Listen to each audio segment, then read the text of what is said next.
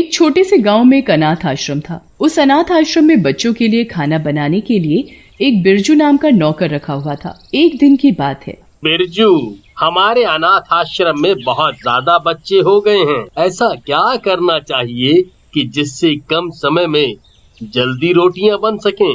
मैं सोच रहा हूँ क्यों न मैं एक रोटी बनाने वाली मशीन ले आऊँ।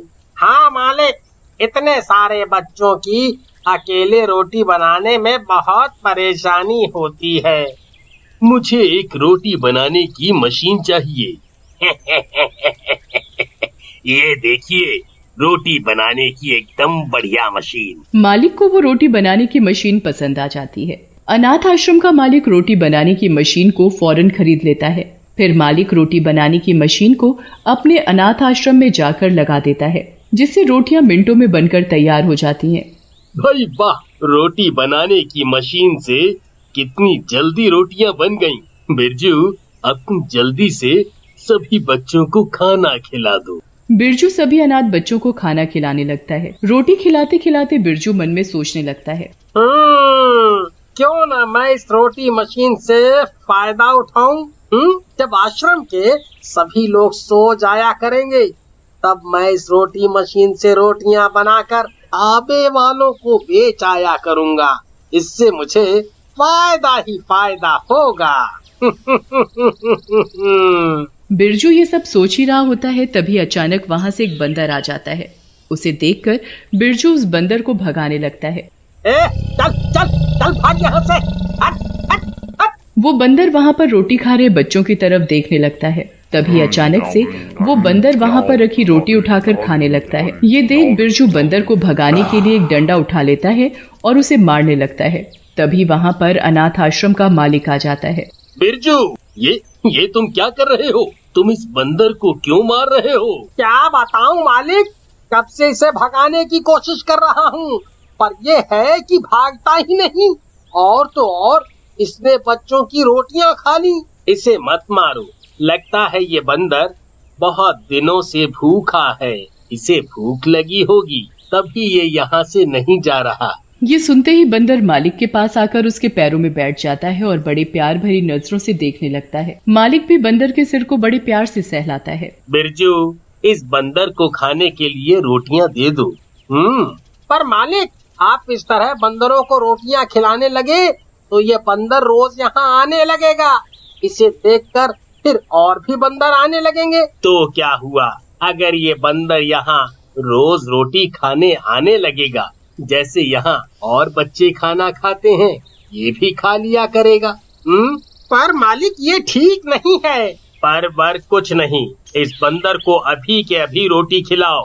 अगर ये बंदर यहाँ रोज रोटी खाने आता है तो तुम इसे रोज रोटी खिलाओगे, ठीक है? बिरजू मालिक की बात सुनकर कुछ नहीं कहता और चुपचाप बंदर को लाकर रोटियां खिला देता है। बंदर भर पेट खूब रोटियां खाता है। जब उसका पेट भर जाता है तो वो वहाँ से चला जाता है। फिर जैसे ही शाम होती है। बिरजू, अब रोटी बनाने वाली मशीन का काम नहीं है, तुम उसे याद से बंद कर देना, ठीक है? ठीक है मालिक। मालिक के जाते ही बिरजू चुपचाप रोटी बनाने वाली मशीन से रोटियां बनाकर उन्हें ढाबे पर बेचने चला जाता है। ये रही तुम्हारी 100 रोटियां।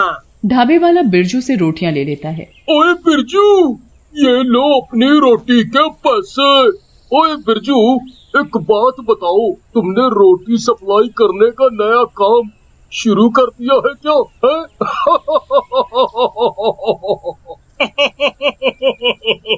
हाँ, कुछ ऐसा ही समझो। फिर बिरजू वहाँ से रोटी के पैसे लेकर वापस आ जाता है। अरे, रोटी बेचने के चक्कर में मैं तो मशीन बंद करना ही भूल गया। फिर बिरजू रोटी बनाने की मशीन बंद कर सो जाता है और अगली सुबह बिरजू मशीन से रोटियां बनाकर बच्चों को खिला रहा होता है। तभी अचानक से कल वाला बंदर फिर आ जाता है। उसे देखकर बिरजू को बड़ा गुस्सा आता है। वो एक डंडा उठाकर उसे मारने वाला ही होता है। तभी अनाथ आश्रम का मालिक आ जाता है और गुस्से में बिरजू का हाथ पकड़ लेता है। बिरजू, तुम पागल हो गए हो क्या, जो एक बेजुबान जानवर को मार रहे हो? वो मालिक वो। चुप करो। आज के बाद अगर मैंने तुम्हें दोबारा ऐसी गलती करते देखा तो तुम्हें नौकरी से निकाल दूंगा, समझे? बिरजू, बंदर को खाने के लिए रोटी दो। बिरजू बंदर को ना चाहते हुए भी रोटी दे देता है। बंदर रोटी खाकर वहां से चला जाता है। इसी तरह बंदर भी आश्रम के बच्चों के साथ रहने लगा। सब उसे प्यार से बजरंगी बुलाते थे।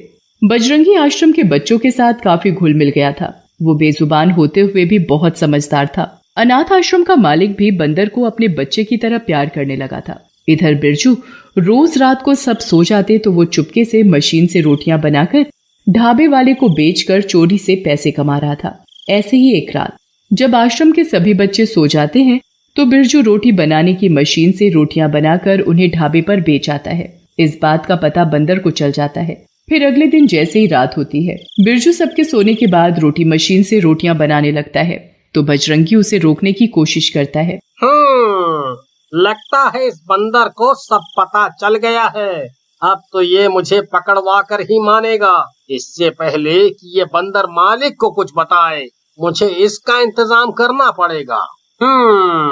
फिर बिरजू गुस्से में बंदर को रोटी मशीन में डाल देता है, जिससे बजरंगी की रोटी मशीन में जलकर मौत हो जाती है और वो एक भूतिया बंदर बन जाता है। तुमने मुझे मार डाला, मैं तुम्हें छोड़ूंगा नहीं। और अगली सुबह बिरजू हमेशा की तरह मशीन से रोटियां बना रहा होता है तो उसे पीछे से भूतिया बंदर जोर से कसकर थप्पड़ मारता है। कौन है? बिरजू पीछे मुड़कर देखता है तो उसे कोई दिखाई नहीं देता। बिरजू को ऐसा महसूस होता है जैसे कोई उसके पीछे खड़ा है। बिरजू बड़ी मुश्किल से रोटी मशीन से रोटियां बनाकर बच्चों को खिलाने लगता है। तभी आश्रम का मालिक और बच्चे बिरजू से कहते हैं, बिरजू क्या बात है, आज बजरंगी नहीं दिखाई दे रहा? तुमने तो उसे कुछ नहीं कहा ना? नहीं तो नहीं। फिर ये अचानक से बजरंगी कहाँ चला गया? उसने तो ऐसा कभी नहीं किया। फिर अचानक से बजरंगी कहाँ जा सकता है? बिरजू को तो सब पता था कि उसने खुद बजरंगी को रोटी मशीन में जलाकर मार डाला। फिर जैसे ही रात होती है, बिरजू हमेशा की तरह रोटी मशीन से जैसे ही रोटियां बनाने के लिए जाता है तो अचानक से रोटी मशीन अपने आप चलने लगती है। ये क्या? ये रोटी मशीन अपने आप कैसे चलने लगी? ये तो बंद थी। बिरजू रोटी मशीन को जैसे ही बंद करता है, रोटी मशीन फिर चालू हो जाती है और उसमें से रोटियों की जगह खोपड़ियां निकलने लगती हैं। ये क्या? रोटी मशीन से ये खोपड़ियों की रोटी बनकर कैसे निकल रही है? तभी उसे रोटियां बनाता हुआ भूतिया बंदर दिखाई देता है। ये देखकर बिरजू बुरी तरह डर जाता है। भूत बचाओ बचाओ भूत! चिल्ला और जोर से चिल्ला, देखता हूँ तुझे कौन बचाने आता है। तू आश्रम के बच्चों की रोटियां चुरा कर बेचता है। तूने अपने ही मालिक के साथ गद्दारी की। तू ऐसा कैसे कर सकता है? जिसने तुझे सब कुछ दिया, तू उसे ही धोखा दे रहा है। मुझे माफ कर दो। मैं अब ऐसा कभी नहीं करूंगा, कभी भी ऐसा नहीं करूंगा। और जो तूने मुझे रोटी मशीन में जलाकर मार डाला। भूतिया बंदर बिरजू की गर्दन पकड़ लेता है। भागता कहाँ है? अभी तो मुझे तेरी रोटियां बनानी है। भूतिया बंदर बिरजू की गर्दन पकड़कर जोर जोर से हंसने लगता है।